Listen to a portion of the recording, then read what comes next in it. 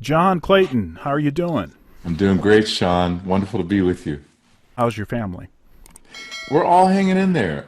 We um we have a small family pod that consists of my wife and myself, my son Gerald, my daughter and her husband and their little grandbaby, and we just recently widened the family pod to include my son-in-law's parents that we're really close to. So we all agree to the same rules. We don't break them.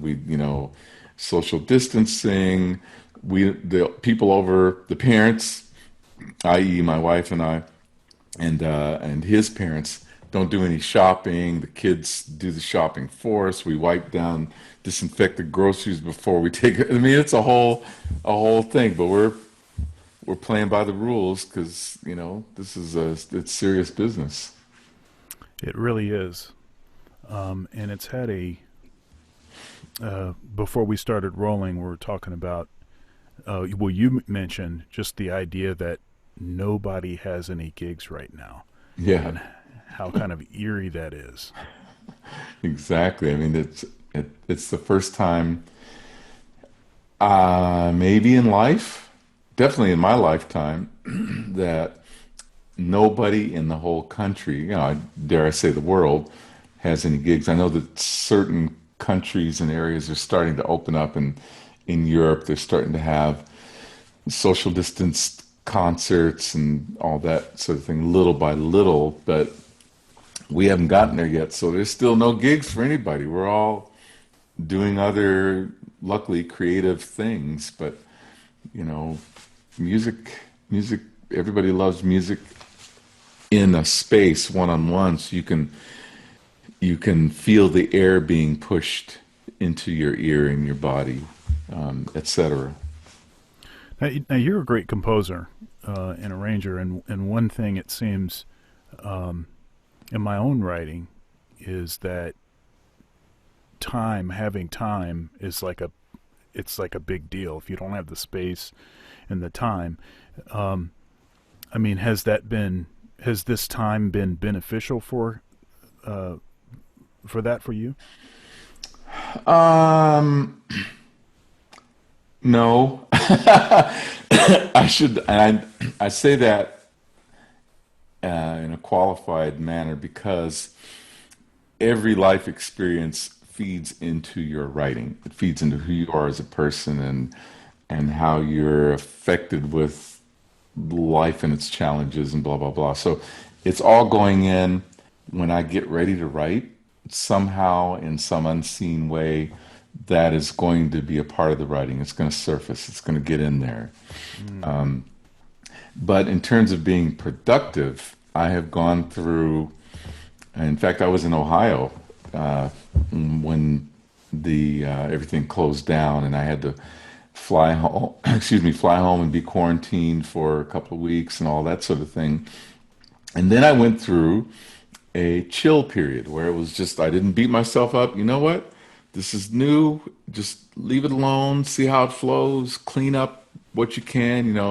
And then I went from that to the lazy phase when I felt that, Clayton, you're being lazy now. Come on. So now I'm in the productive phase, I hope, where I'm really, because now the motivation is different. Mm. Motivation, for a large part, has to come from self. And before all this hit, my motivation was brought on by the people I associated with and the carrots, the offers, the commissions, the concerts. Every time I'd have something, I'd go, "Oh, okay, that's happening in a week or 2 weeks or next month. I need to work on that." And that was my motivation for. I was excited about that next gig. Now the gigs aren't there. Like I said, I've gone through my chill phase, my lazy phase. Now it's the primarily self motivation phase, and that's kind of how I'm dealing with it. Yeah, it's interesting. I feel the same way. I was joking a little bit.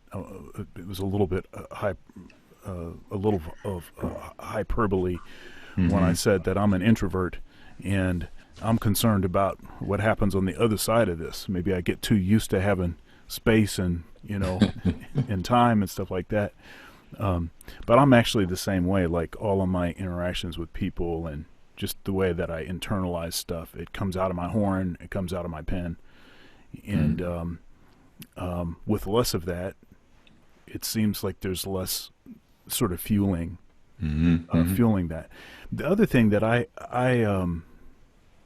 I struggle with is I get pretty severe writer's block if I have a lot of original material that I have not yet recorded. If Hmm. I if I haven't recorded stuff yet, it's like something in my head says, "Well, you don't really need to do that because look, you got all this stuff, and Yeah. ain't nobody really gonna be into that anyway. So why Yeah. don't you spend some time doing this other thing?"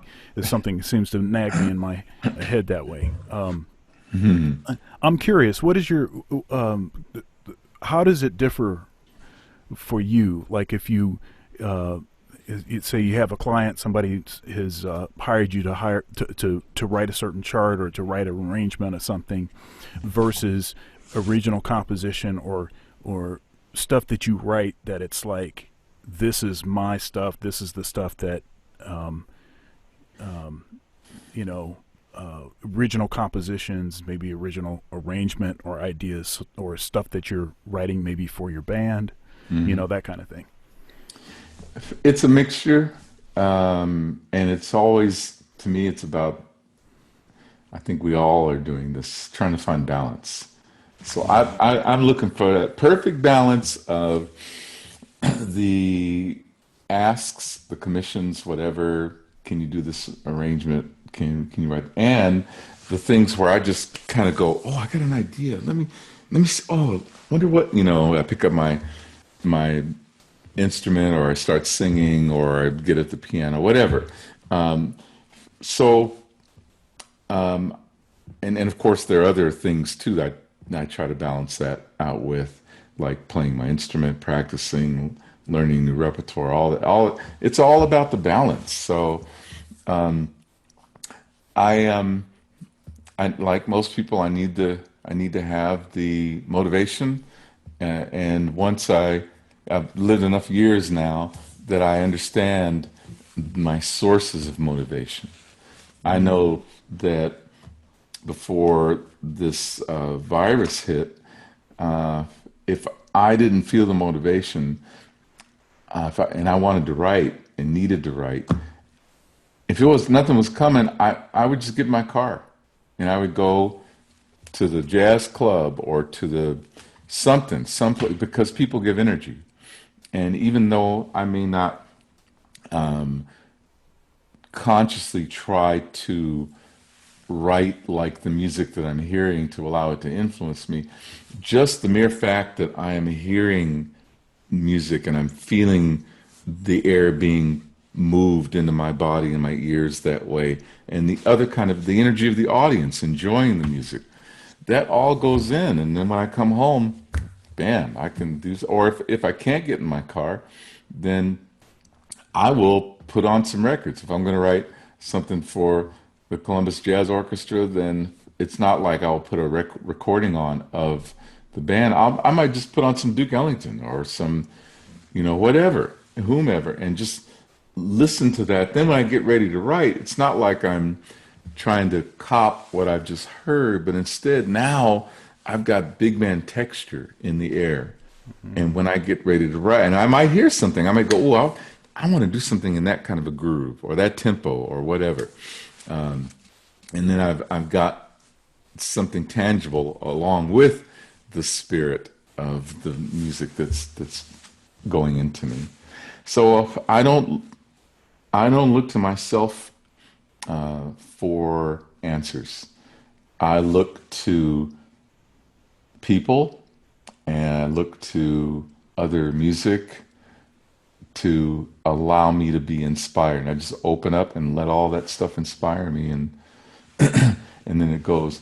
And also, there are certain things, if I'm writing an arrangement for somebody, it's honestly a lot less work than it is to write an original composition because there are more givens. You know, if somebody says, I'd like to be featured on this song, would you do an arrangement for me and this big band? Well, first of all, I'll want to hear the big band so I can hear, you know, the texture and sounds and style of that particular group of musicians, if possible. Secondly, that person, let's say it's a vocalist, will, first of all, they'll have a song. So I've got the title, which gives me the melody and the chord changes to go along with it. And they might have a tempo in mind. And I know that no matter what I do with the arrangement, I've got to set the mood for the arrangement for the vocalist and not step on the singer. You know, the ear needs to be pulled to them. So no matter what I do accompanying wise, I got to make sure I keep and then probably there's going to be after a chorus of them singing, probably there's going to be room for an ensemble or a solo or something like that. And I'll make that decision, boom. And then of course the vocalist has got to come back in, right? And again, these are the rules, and rules are made to be broken, but you really want to understand the rules before you start breaking them for artistic reasons. So there's, but if somebody says, "Hey, can you write me something?" I said, "Sure." And I'll say, "What would you like?" "Anything you want. Just go." Then I'm like, "Uh-oh." Yeah. Yeah, as I'm thinking about it and as you describe it that way, that's definitely the case also. When I've been commissioned for something or in the various, jobs that I've had, I'm a minister of music at a church. And so before that I was at another church, and basically I was a staff arranger. And so they would just, "Hey, these are the songs we need to do. It's got to be in this key. We want to change the form of the recording a little bit, and we want to do X, Y, and Z. And yeah, we're going to have a horn section on this, and we're going to do that. It's got to be in this key because, the singer that's leading the song, that stipulates that. And we want to slow it down 20 clicks. But, do you think you could do something in this section right here on the recording? There's a rapper or something, and we're not going to do that. You could open that up for a solo there or something like that, So they give you like a lot of specifics, and then it's like the more stipulations, the more relaxed I feel. It's just like, wait a minute, why is that? No, yeah, exactly. Kind of like guideposts, right? Yeah. So you just stay in your lane. So we were talking about somebody hires you to write an arrangement. Somebody hired you to write an arrangement for Whitney Houston for what was it, the Star Spangled Banner. Can you talk a little bit about how that came about, and if they had stipulations? I'm curious as to what those are, and then as far as like the palette and your sort of writing process with that. Sure. Well, first of all, Ricky Minor is a bass player, and at the time, he was Whitney Houston's musical director. We're good friends, and he called me and said, "Would you do this arrangement for Whitney for the Super Bowl with the symphony orchestra?" And he said, "I just have two things if you could do for me in your arrangement. One is, could you put it in 4/4, and the other is, could you somehow set some sort of a groove, because we're not going to have a drum set, we're not going to have a rhythm section. It's just the symphony orchestra." So I said, "Sure." So 4/4. So originally it's da da da da da da da da da da da da da da da. But of course, he wanted in 4/4 to be da da da da da da ba da do do do do. Right. So I did that, and I thought of some kind of a groove that the percussion section of the orchestra could do that would just kind of give it a little bit of motion. And but before I actually got into all of that, I did with it what I do with all of my arrangements, and that is I write a sketch. I write a sketch in words. So I start with the mood. You know, what is the mood of this piece? And I kind of write Roman numeral one, uh, no intro, you know, just maybe a 1 bar setup, kind of a 2 bar setup sort of thing, but not an extended intro. Then Whitney would come in with the pickups to the song and continue singing. Uh, so the mood there should be very militaristic, right? Mm-hmm. And then in the second verse,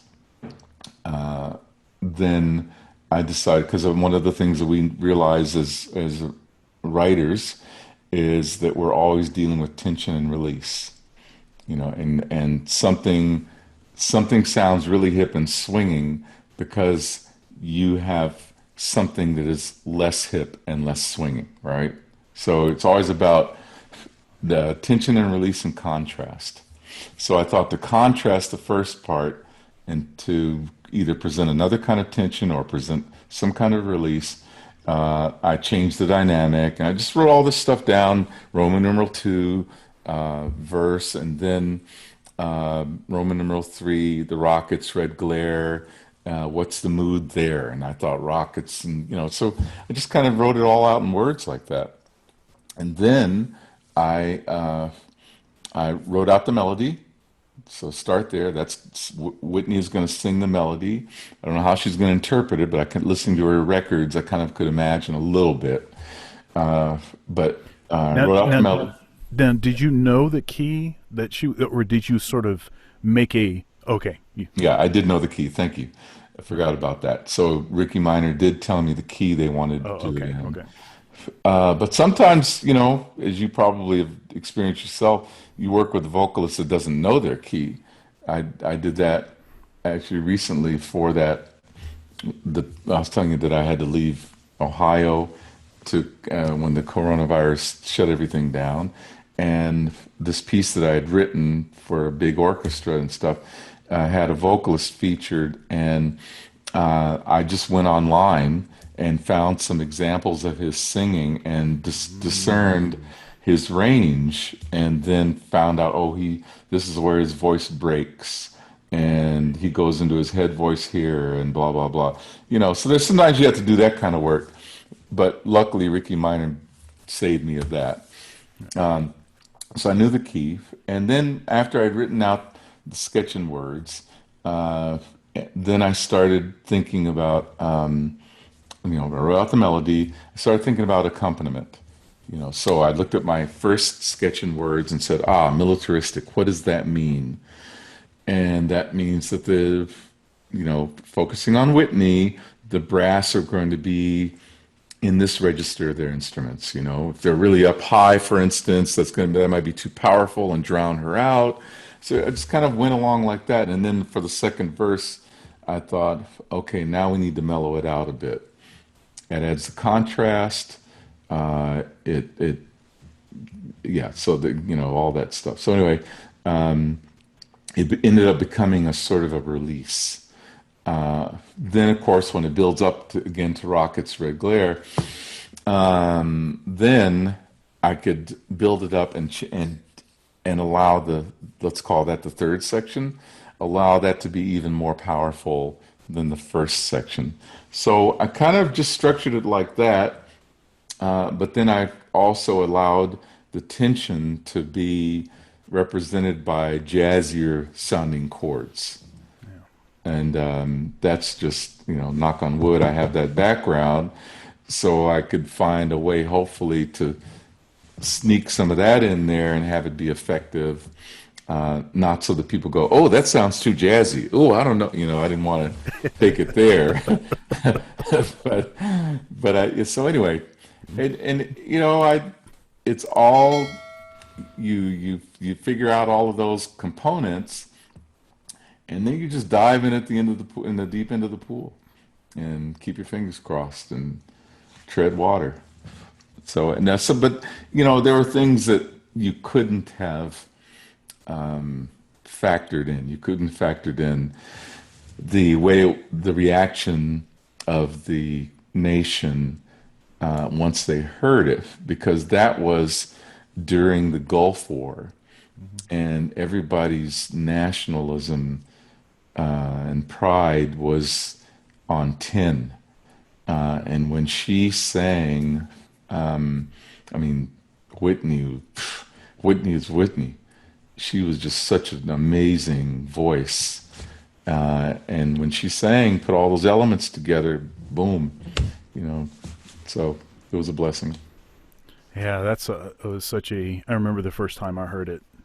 I mean, I've heard it several times because it's just such a great piece. I mean, yeah. Thank you. It's wonderful writing, but the spirit behind it is just so strong. And thank you. Yeah, I feel so blessed that it rolled out that way, because it could have just been something else, and it turned out to be what it was, and I'm lucky. I feel really happy about that. So I'm sure you've been asked a lot about your process and things about that particular arrangement. But do you have that kind of memory about all of the arrangement projects that you've done? Oh, heavens, no. In fact, I was listening to you guys play with the Columbus Jazz Orchestra, and I swear, I said to myself, that sounds like my arrangement, and I did not remember writing it. And so, no, I don't. Not everything sticks in my. And in fact, same thing. There's the WDR Big Band Radio Orchestra from Cologne, Germany. The bass player John Goldsby was asking me about an arrangement that I had written for the band, and I listened to it and I said, "I'm sorry, John, you got the wrong guy. I didn't write that." And he said, "Oh, yes, you did. You really." And he eventually, I forgot. I don't know if he sent me. I think he sent me a copy of the score that had my signature on it, just to go. Oh, so yeah, I don't remember everything. Yeah, I remember a lot of it. I mean, do you know about? Do you know how many arrangements? Have you kept track of a number of big band arrangements that you've done? Have you kept track of that, or I'm just curious? Yeah, no, I haven't kept track of it, because when you start writing, you kind of, you're just doing it and not really paying attention and having fun and learning and making mistakes and not really sort of documenting it. But yeah, definitely over 1,000. I don't know how many. Man, it's amazing. It's It really and there are is. so many. I mean, there are people out there who have done so much more than I have, and so one tries to focus on the quality, not the quantity. Yeah, but their stuff doesn't sound like your stuff. Your stuff Thank you. is killing. I mean, Thank- I have not heard a single John Clayton arrangement that I haven't totally loved. Like Oh my every God. aspect of it. I mean, Oh, you the lines that you write for the saxophone section. Man, that stuff thank you.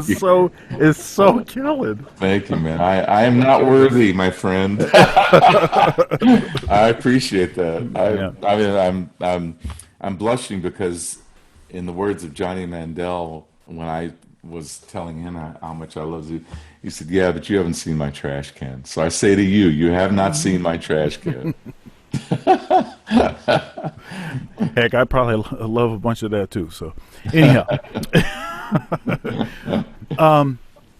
So I was thinking back at when we first met, and it's pretty cloudy Hmm. the exact moment, but uh, it seems that you came to Western Michigan University when I was a student, Mm. and I was playing in the jazz orchestra, the top band, and I remember pretty vividly you directing. You were in front of the band, and we were playing some of your arrangements, and and I can't remember the date at all or the year. Hmm. I was at Western from '95 to 2001. I did an undergrad and a master's degree straight through. Hmm. So it was sometime in that window. I don't remember. It's probably closer to 2000. Um, and I just remember it was just a really positive experience, and I just thought that you were so generous and very. I mean, we hit. Western would bring in a lot of uh, name artists, so to speak, national artists and things, and I had like a sort of mixed sort of experience with them.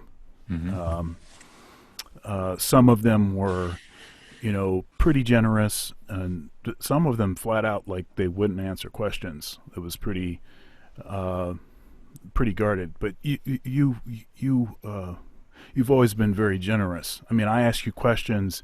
Um, you came to Ohio State. This was in what was it in October?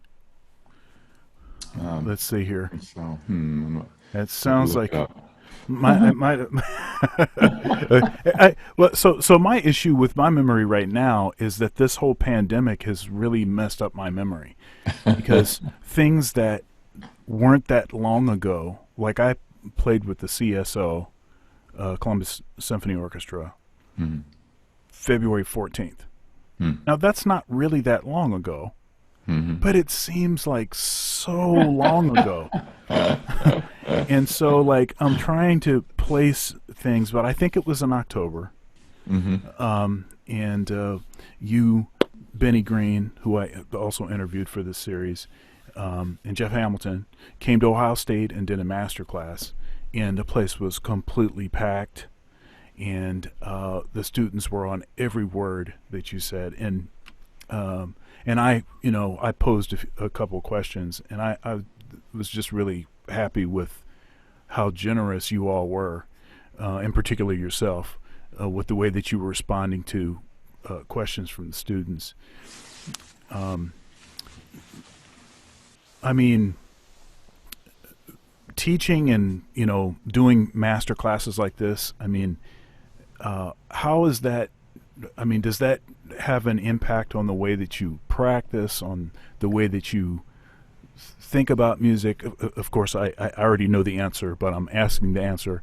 Hmm. I'm asking the question uh, anyway. Yeah. Go ahead. Well, yes, because um,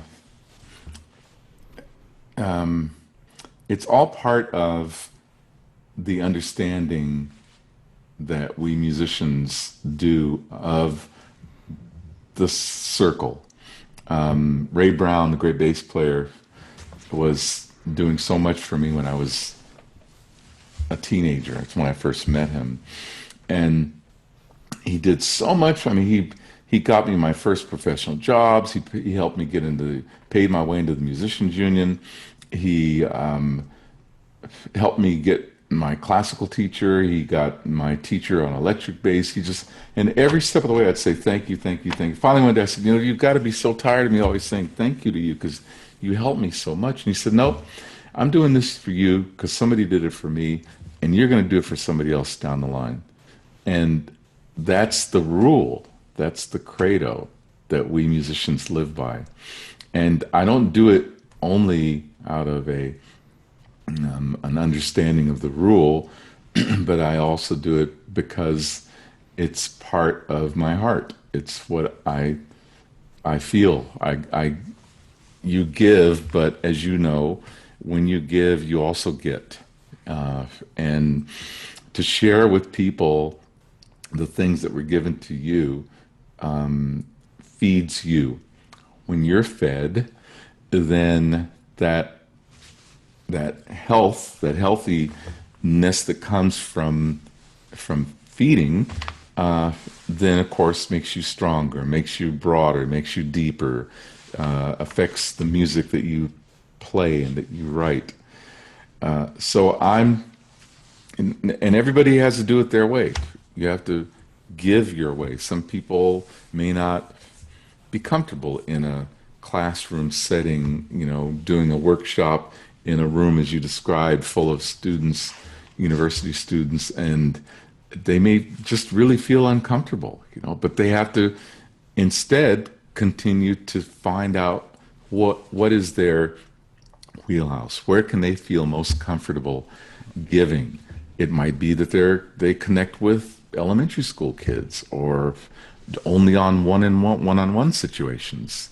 But somehow, I think 99.9% of the musicians that I know are all about somehow sharing what has been given to them. I I have a hard time thinking of somebody who would just say, "No, man, I'm not doing that. I'm not going to help anybody." I just can't imagine that. They I exist, perhaps. I think people. I don't think that someone would, unless they were really a um, a piece of work. I don't know that anyone would ever admit that they wouldn't help people. But when you actually see what they do, Hmm. you know, um, the walking, doesn't agree with the talking, so to speak.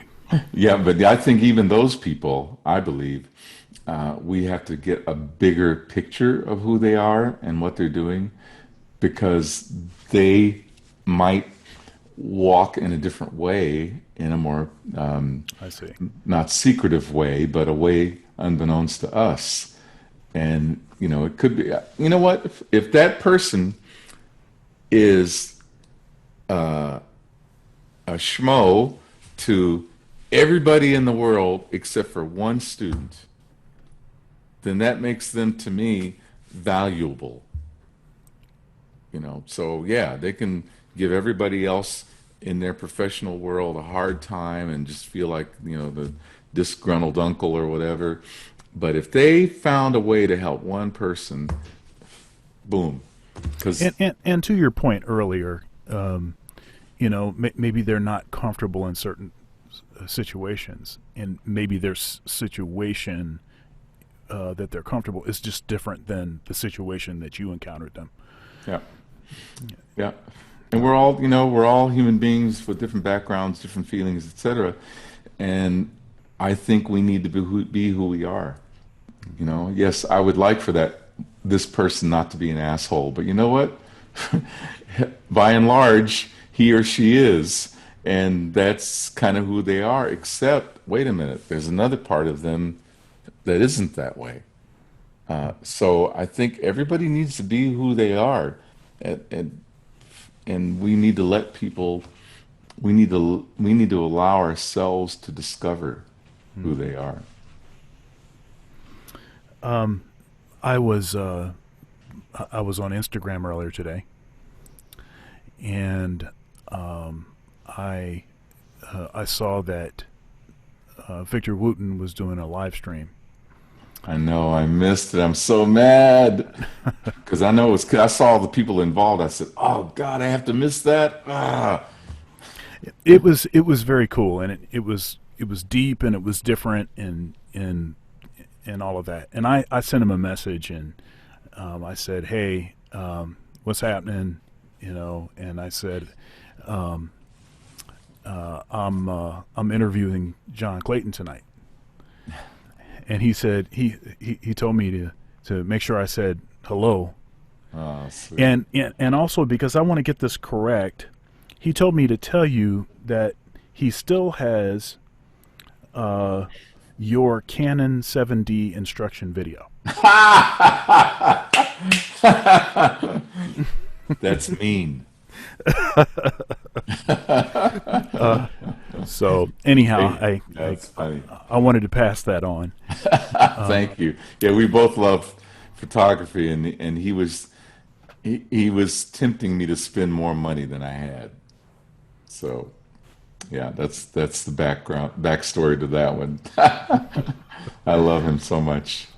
He's such a good dude, and he has a particular approach to teaching that is unusual. I mean, his whole sort of philosophy on, he has this phrase, jamming with the masters, and I mean, even like the way that we develop language skills, it's not because we got put with all people that had about the same language skills.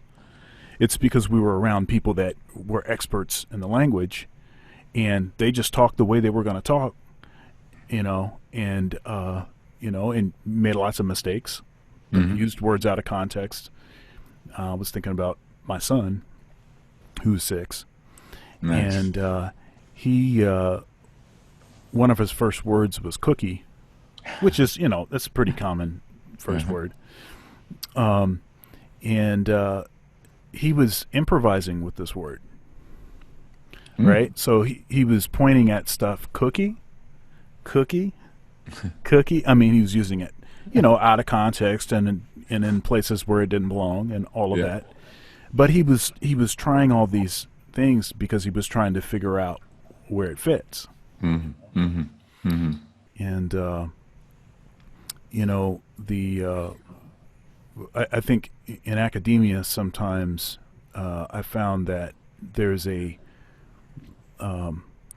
model and the idea of putting people that are like skills in the same, and actually this is even in you know elementary through high school, putting people in the same classes, I think has resulted in a lot of stunted growth. Now, I mean, I guess you can say that there's some positive things about that as far as like developing socially, and everything. But as far as like, if you have a kid that, say, for instance, has really high math aptitude and he has to stay in the same math class with everyone else that's his same age, I think we're missing out there. I think it's such a mixed bag because we're not robots, and I have seen with my own eyes that environment that may be stunting to some people be the environment that allows other kids to thrive because they're instead of being intimidated by the what's on their left and right that may be a bit of a struggle for them, instead of it being intimidated, it becomes motivational and Mm-hmm. inspiring, and then they next thing you know they want that too, so they're working harder and they're really trying to understand it. It may take them a little bit longer than Johnny or Susie, but it doesn't matter because they're so. And then the other person's personality makes them want to just sort of go inside, etc. My son Gerald's a perfect example of that. He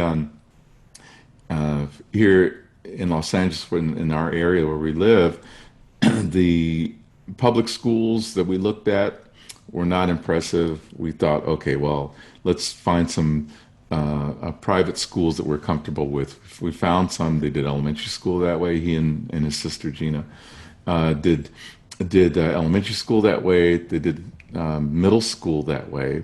Then Gina, who's older than Gerald, went to high school first. Gerald went into that high school too. Well, by that time, Gerald was already loving music. So here he is, high school kid, and that particular high school had a very, very, very, very weak music program. Very weak. Gerald was basically depressed, unmotivated, not interested in school, the whole thing. My wife and I saw this going on, so we started looking around and then found a public school that was an arts high school. He switched to that, and boom, Yeah. he blossomed like we couldn't have imagined. He suddenly was so motivated, so pumped, so excited about life again, and obviously music. Uh, so it's a mixed bag because I absolutely hear what you're saying. Um, that kind of environment, that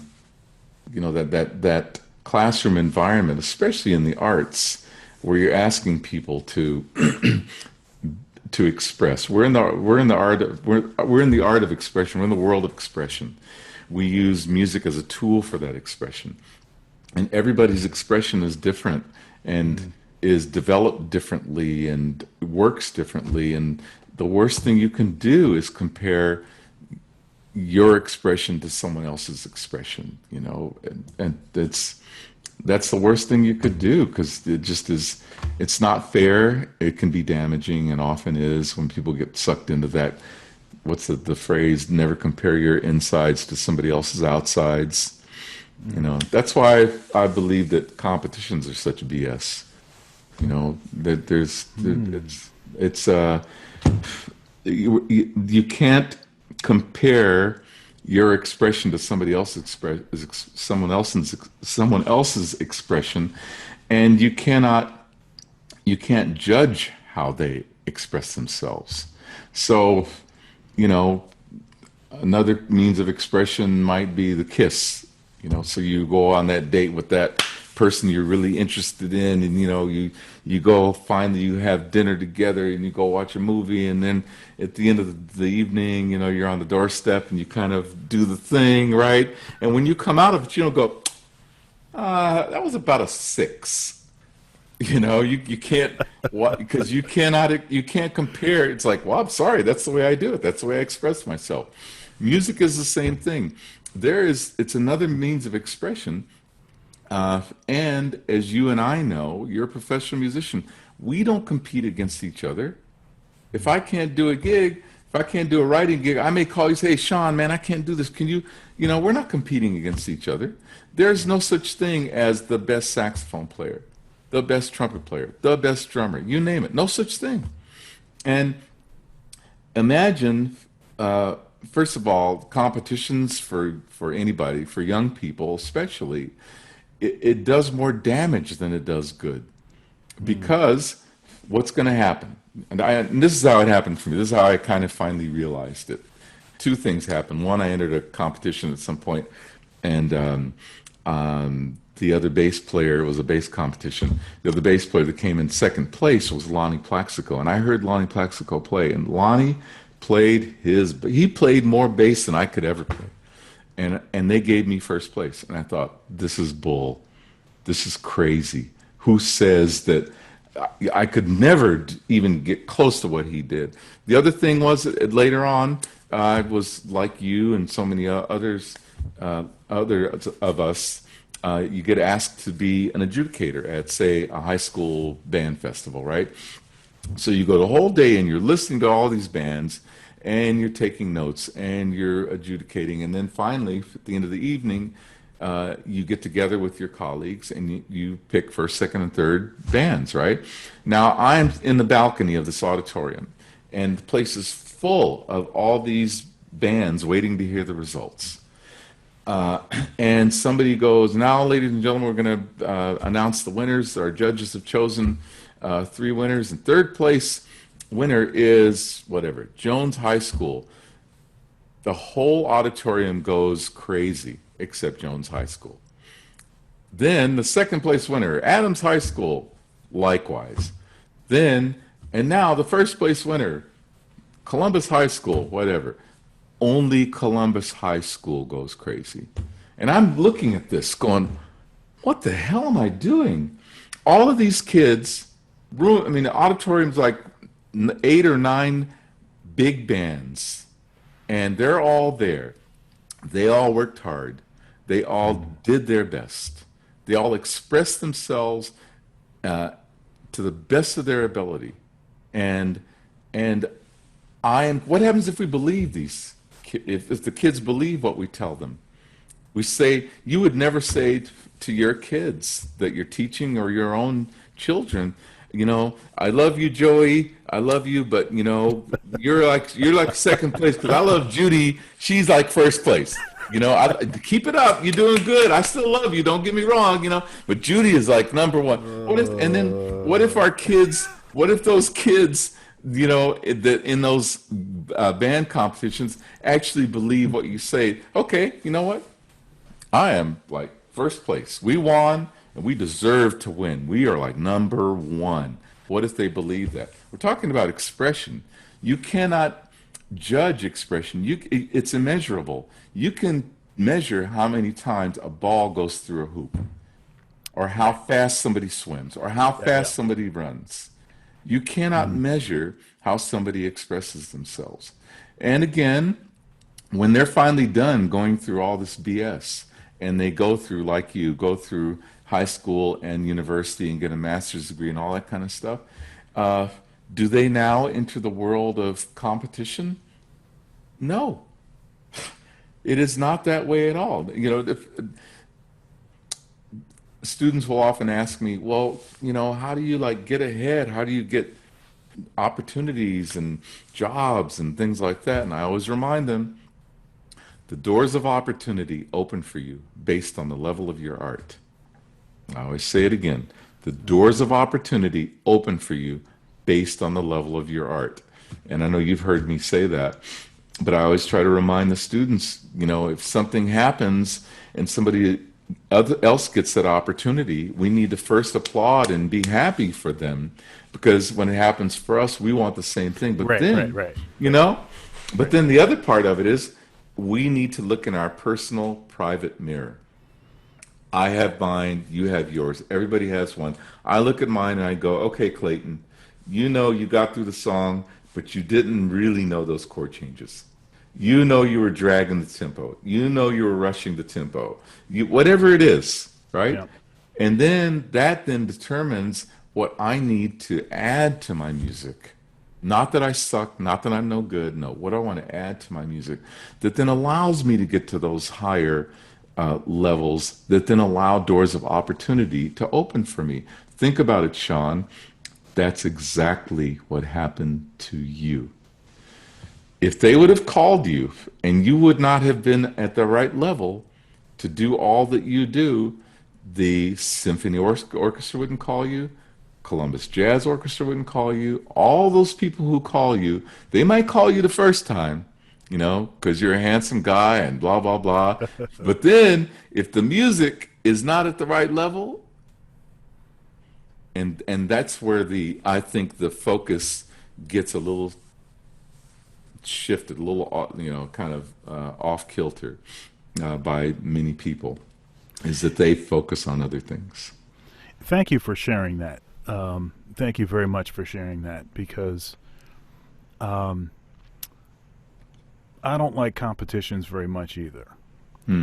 And it is often that, especially in my situation, where there's so much evaluation and rating, one student over another student, um, doing a lot of adjudication where you're making, when it comes down to it, often arbitrary decisions, um, because so much of it is not quantifiable. And I look Hmm. back at my notes and I'm like, ah, could have been this kid, could have been this kid.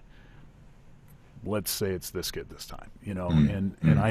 I hate to, you know, I almost don't want to admit that, but Hmm. that's how it feels. And then in my own participation in competitions, um, now I've done a couple of these competitions, like the solo and ensemble, uh, and I've done I was selected as a Stan Getz Clifford Brown fellowship.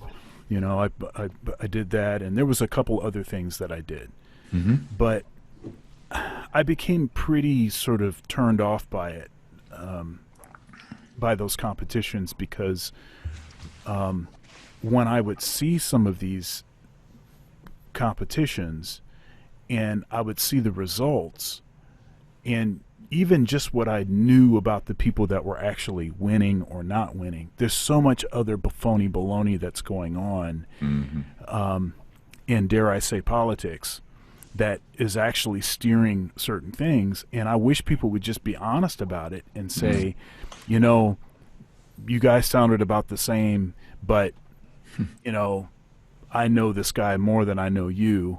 And, you know, and I'm trying to set this up so that, you know, so that maybe they'll hire me on a gig. Right. You know, Right. you know, I'm sorry to say that, but it's No, I like the agree. human sort of dimension of what goes on. And unfortunately, I don't know that there's a way to totally remove that. And I've racked my head trying to think of ways to. There is. There is. You do it, you consider it a building, and you build it one brick at a time. So my contribution to this building is that I do not do any competitions that are competitive based, that are, you know, that do a first, second, third kind of a prize. I will do festivals and things where bands and students come together and they want critique and guidance and that sort of thing. I will absolutely do that, and I am totally in favor of acknowledging achievement. So I'm gonna be like, whoa, yes, fantastic.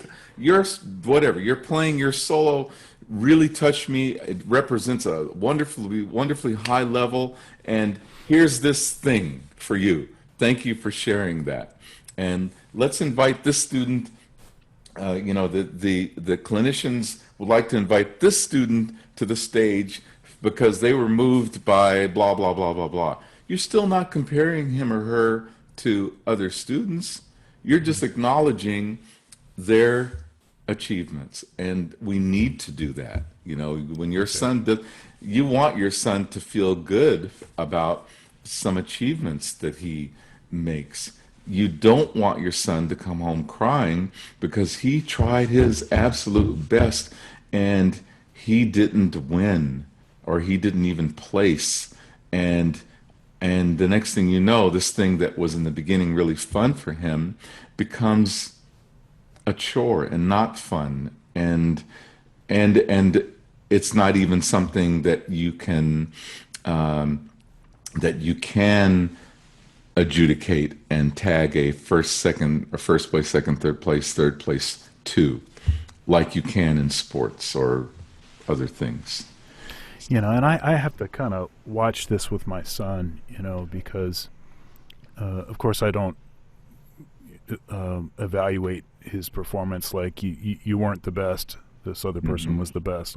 We've never done that. We're always very supportive. Anything he wants to do, we try to give him and support it. I mean, a bunch of the stuff that's in this room belongs to him.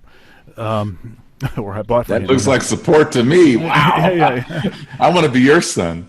Well, and in the most real sense, everything that I have, he will inherit. So he's going to be in good shape. But for whatever reason, he is a hyper competitive kid. He just is. And if he, to the point where, we'll be playing a video game. If I win, he is really upset. He is really upset. And I'll say, you did a good job. I mean, we were playing like this home run derby baseball thing. And he goes first. And he hits 15 home runs. He's 6 years old. Okay? He hits 15 home runs. You know, I could have just let him win. That's fine. But I am also trying to teach him, because he has this issue. I am trying to teach him that it's okay not to win per se.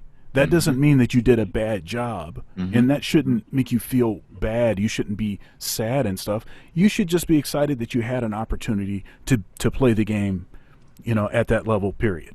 And see, my feeling is that you're doing the absolute right thing for your son with that example, because you're having him learn those lessons of winning and losing, centered around something that applies to, Right.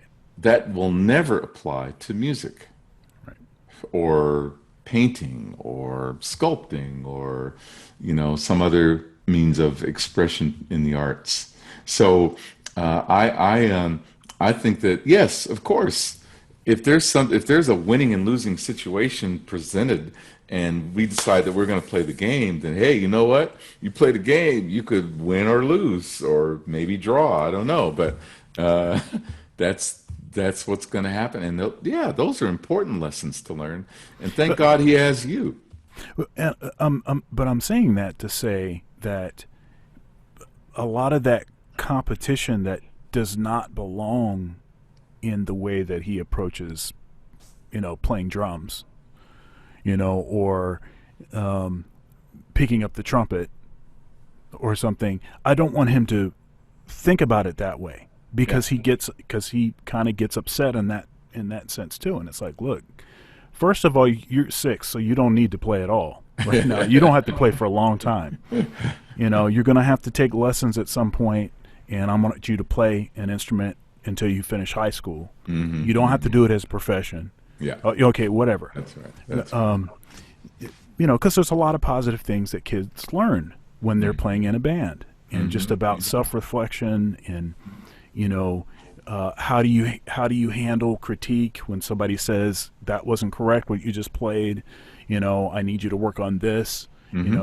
How do you handle that? you Yeah, yeah, know yeah. Yeah. Music is a team sport, so you're in it for the most part with other people, even though you have to hone your craft and technique and blah blah blah blah, hone your music so that it feels good when you get to your other teammates and play it.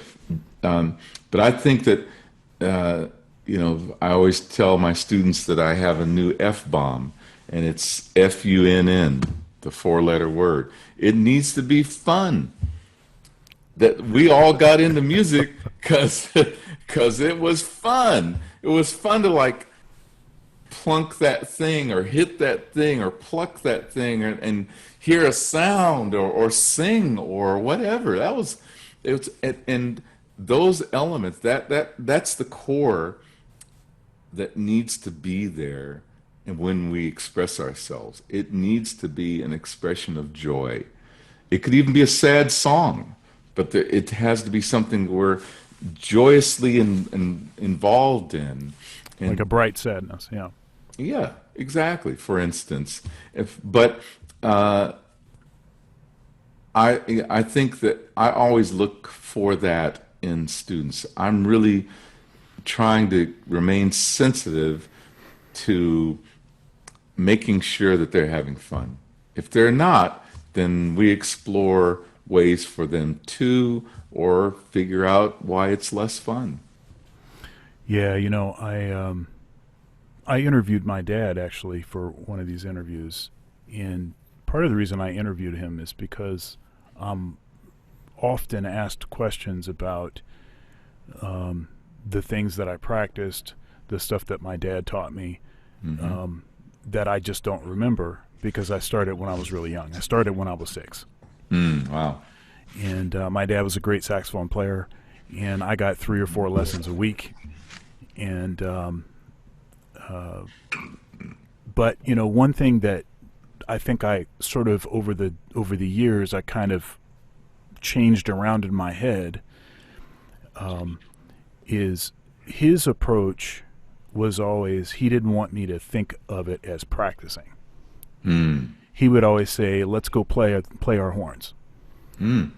It was Nice. always he always had that angle to focus on the fun, as you put it, Yeah.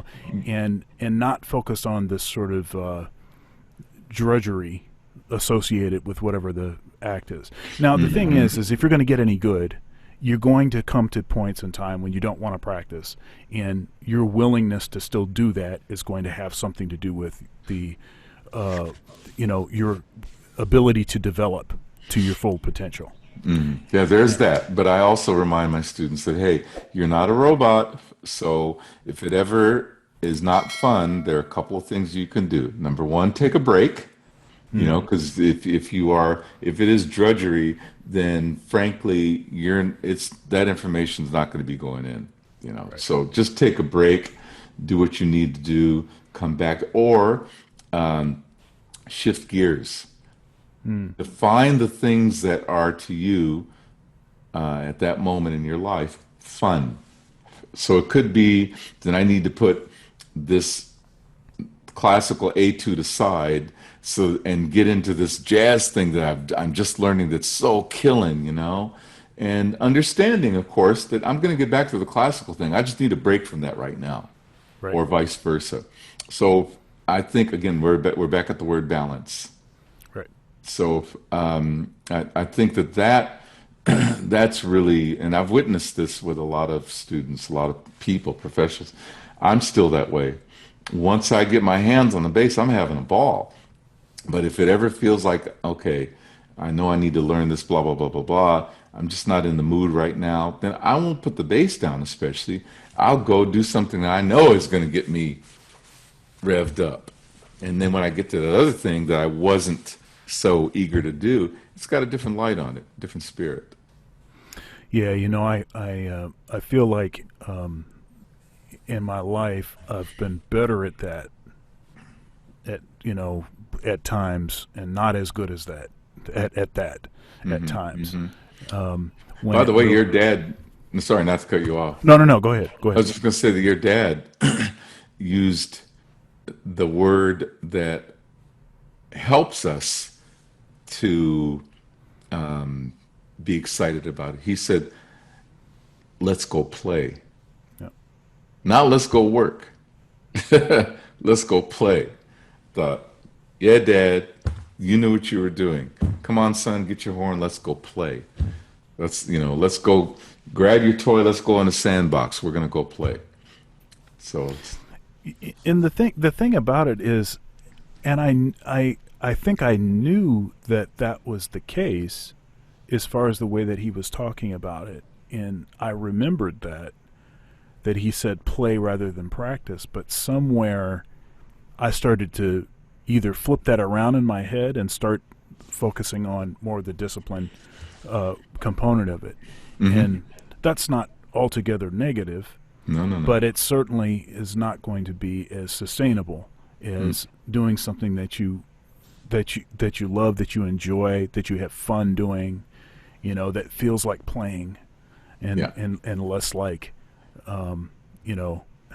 digging a ditch or something. Yeah.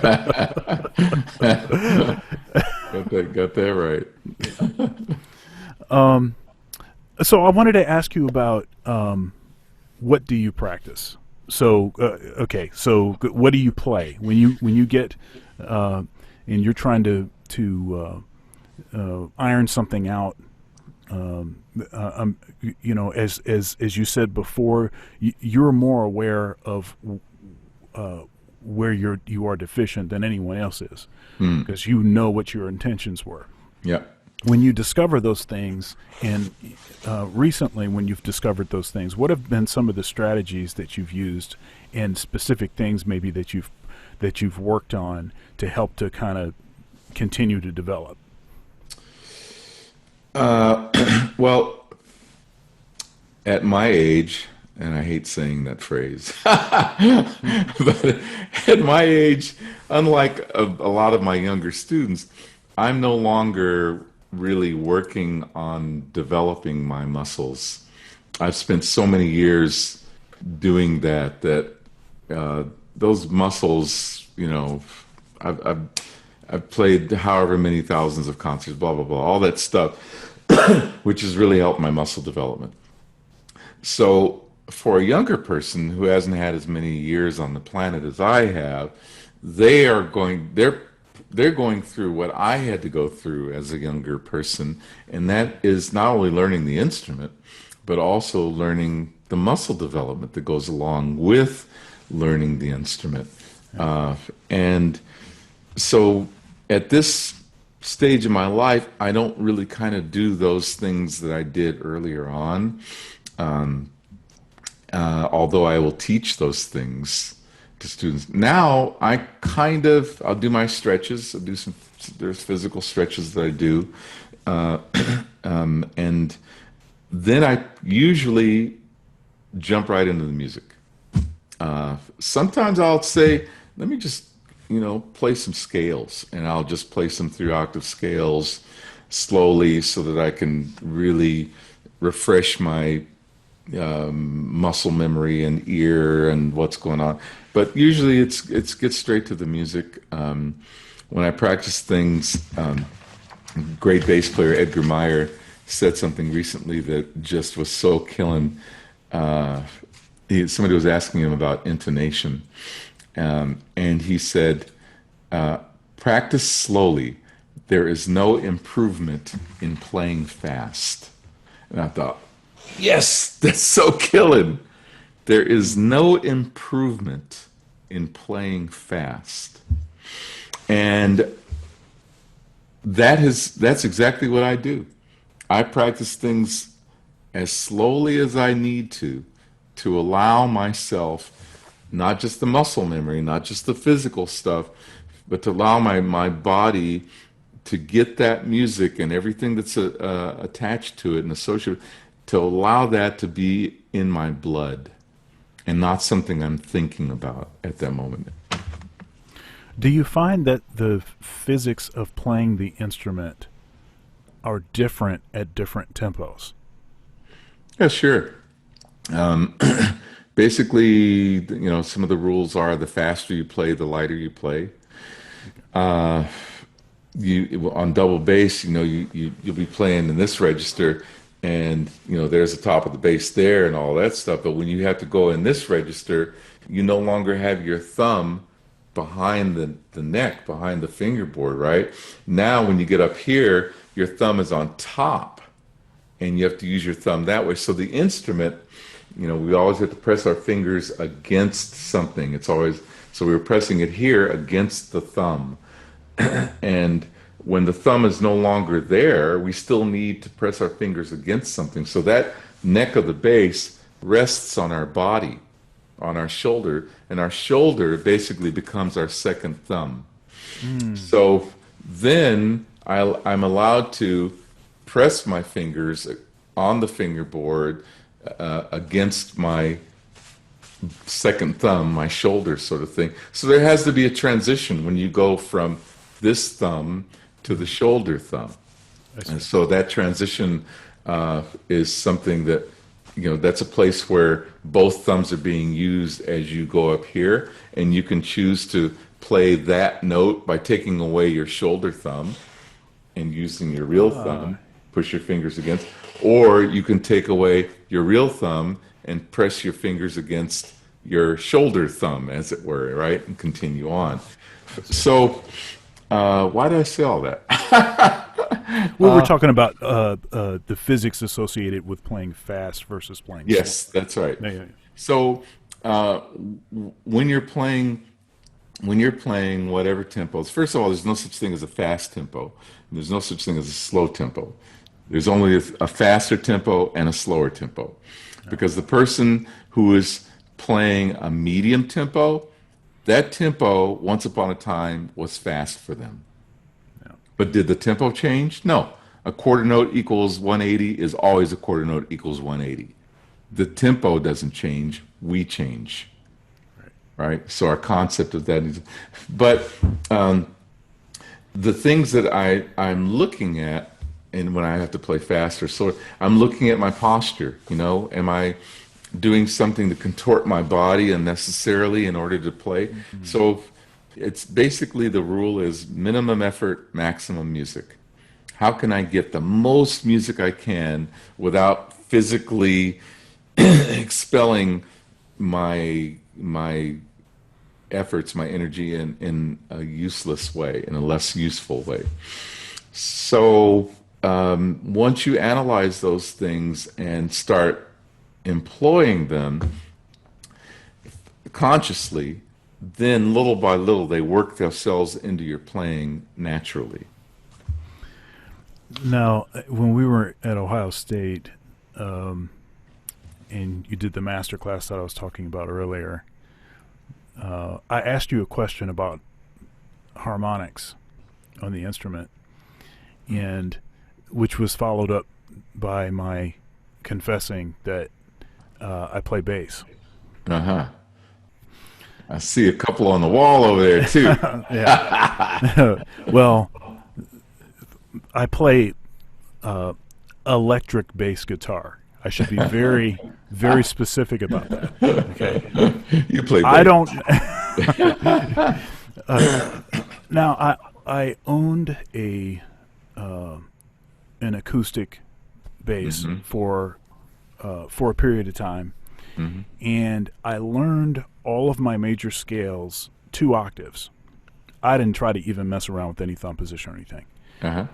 But once I got the scales 2 octaves, I sold it.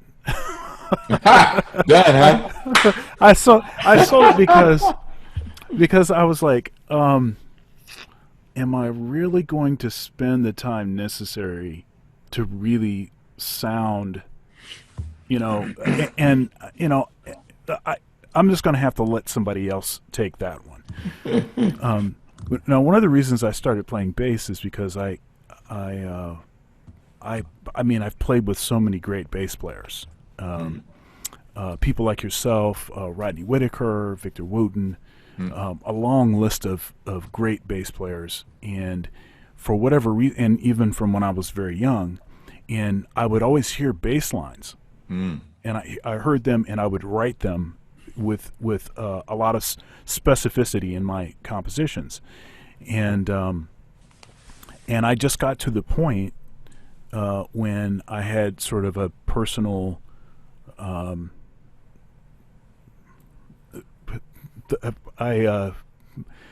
went through a divorce. Okay, and I had an opportunity to either do something positive with the energy, or to do something self-destructive. And the way the story goes is that in 2005, Victor Wooten did a master class at Ohio State, and after that master class, I went and bought a bass guitar. And then I was playing it 4 or 5 hours a day. I put all of my energy into that. It's just something else, and it's sort of become a therapeutic thing, but then also it's been a sort of chief way that I sort of explore writing better for a particular instrument, which I didn't invent that. That's like an old classical composer's, process. But I started playing bass. I wanted to write better for bass. I started playing guitar because I wanted to write better for guitar. And I'm not sure why I'm saying all this, but That's good. but I'm loving hearing about your journey. This is great. Well, we're talking about you selling your bass. yeah, but when I got beyond understanding how the instrument functions, the bass guitar functions well, then I was like, do I really need to play acoustic bass, or do I understand it well enough to maybe spend some more time practicing saxophone? You know, So it kind of turned into that. and that's great. Bravo, man. I admire you for being as versatile as you are. I play bass. I play double bass. I used to play both. Right now, I only play, acoustic. That's what And I was going to ask you. That was part of the reason I was asking is, do you play electric bass, or I but did. you just answered that. I did, and Yeah, so I don't anymore. But I did, and I love it. I love hearing it played. Hmm. And I, I, I, I basically did what you did. I still have my electric bass, but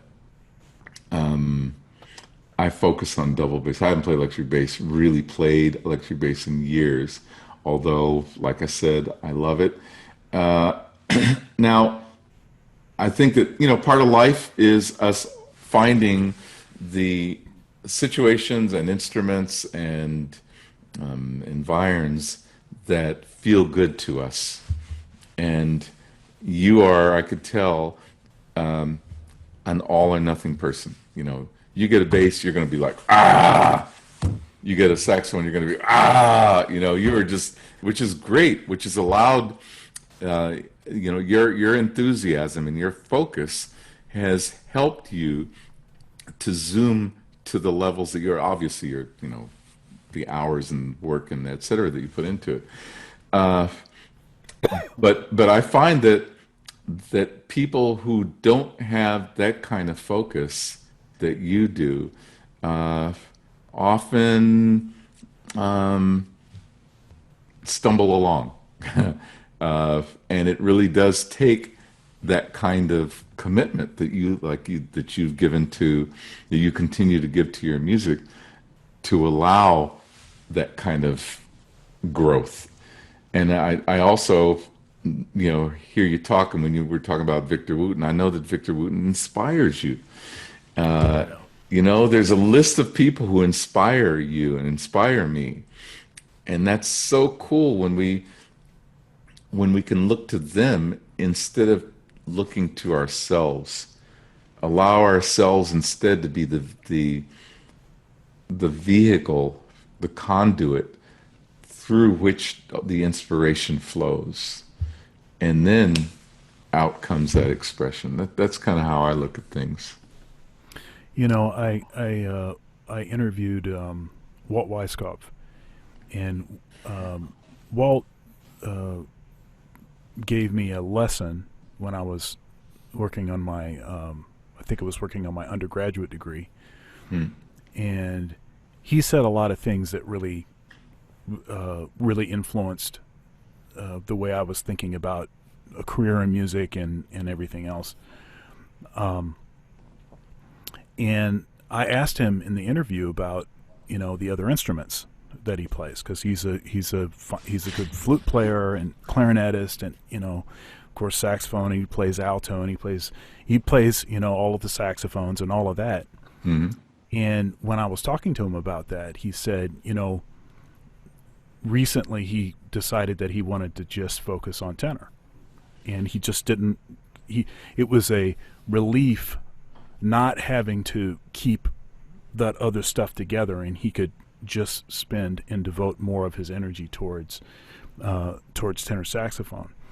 And when he said that, it caused me to reflect and just think about what my approach has been, and think a little bit about, like, okay, how many hours are there actually in a day? Do I really need to learn another instrument, or should I find find ways to simplify and focus more on a particular thing? But to me, you are at that stage in your journey. um, the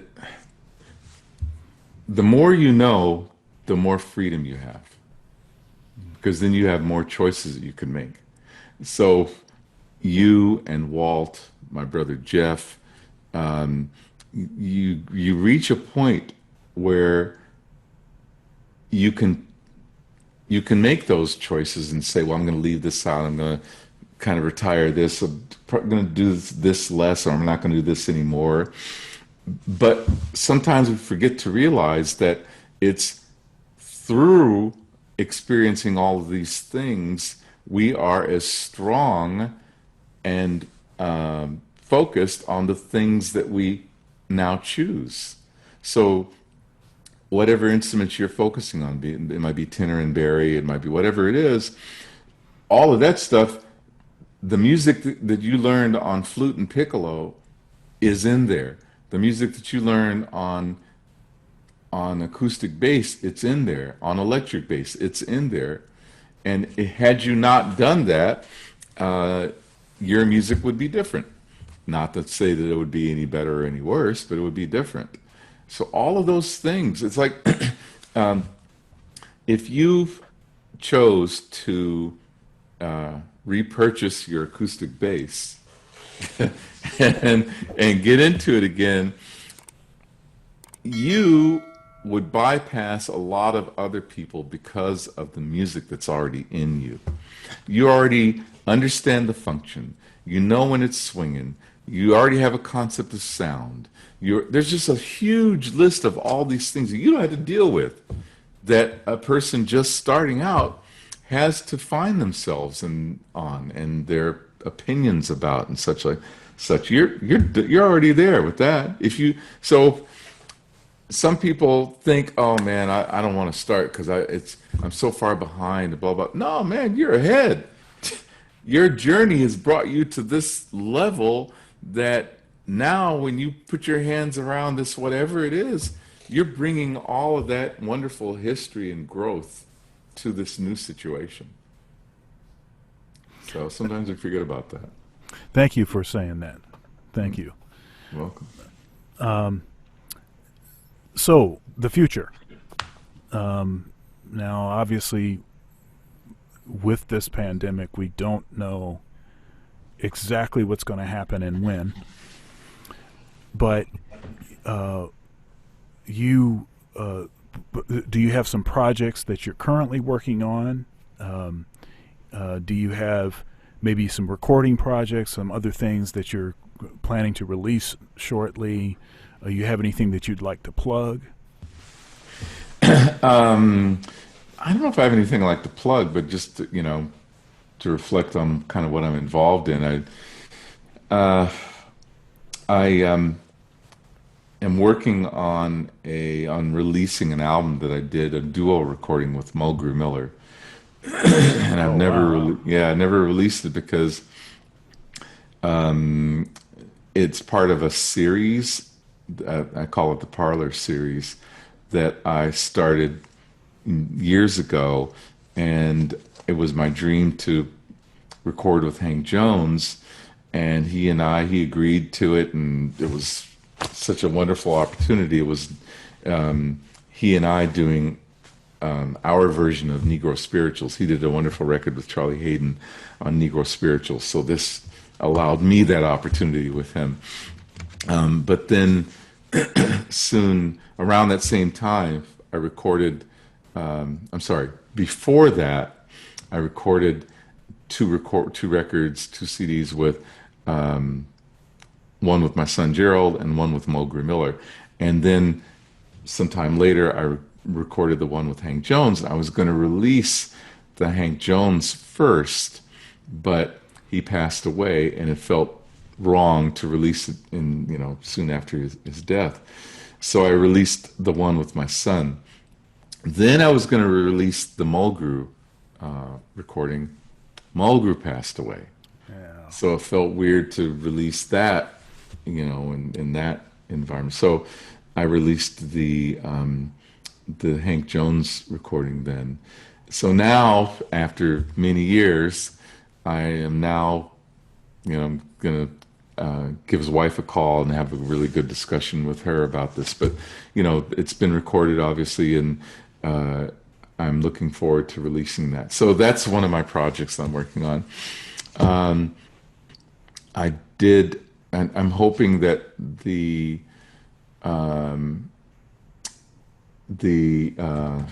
there's a chamber orchestra in Cleveland that I did a project with called Home, and City Music Cleveland is the name of the orchestra. They beefed it up and added more instruments, so it's pretty much a full-on symphony.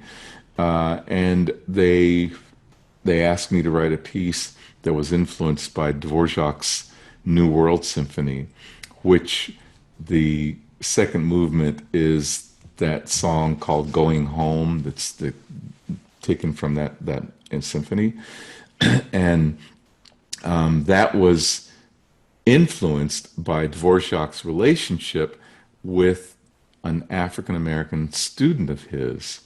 When Dvorak came to the U.S. to teach in New York for a couple of years, he had a student that became his assistant, who his name was Burley, Harry Burley, Harry or Henry, Harry Burley, and this Mr. Burley turned Dvorak onto Negro music, changed Dvorak's life.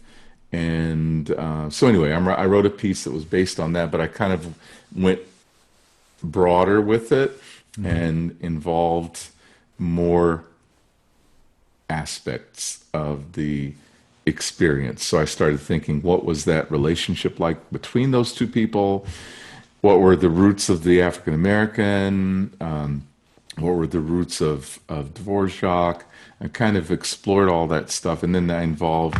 It was done in Cleveland, so I used Dominic Farinacci, great trumpet player from that area.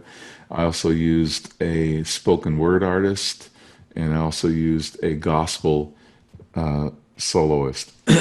And then all of those elements I also played on it. But all those things, there's about 8 or 9 movements to the piece. Anyway, that experience I'm hoping will eventually be brought out on some kind of a recording. So I'm talking to the orchestra people now about that. I'm talking to Monterey Jazz Festival because I've written a couple of big pieces for that were premiered at that festival and that have been recorded, and we're hoping to bring those things out. So it's kind of like I'm looking at some projects that I've done recently and in the not too distant past that I can hopefully breathe some life into. And I'm practicing, I'm writing, getting ready to write some things for the Clayton Hamilton Jazz Orchestra. I don't know exactly what it's going to be, but I think, okay, it's time. I'm also working on a new version of Billy Strayhorn's Nutcracker Suite. We're doing a ballet that hopefully will be taken to Broadway at some point. So Wow. that's very early stages. I still have, and sharpening my pencil for that one. So yeah, I have a few things in the Yeah, works. that's beautiful, man. That's great. That's really Yeah. great stuff. I look forward to all of that. Thank you, thank you. I look forward. Um, I'm going to link your website, which has been on uh, the screen behind me, um, in the description to this video, so people Oh, can thank quickly you. and easily find you. Yeah, I'm at johnclaytonjazz.com. Yeah.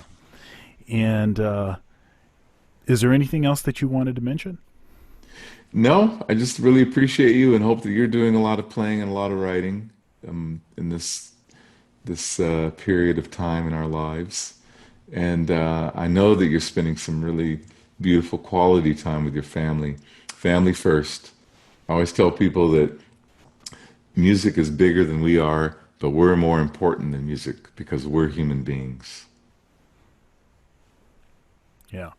Well, and on that note, I I'd like to say again, thank you for doing this. Really appreciate your time and your energy. I pray for you and your family.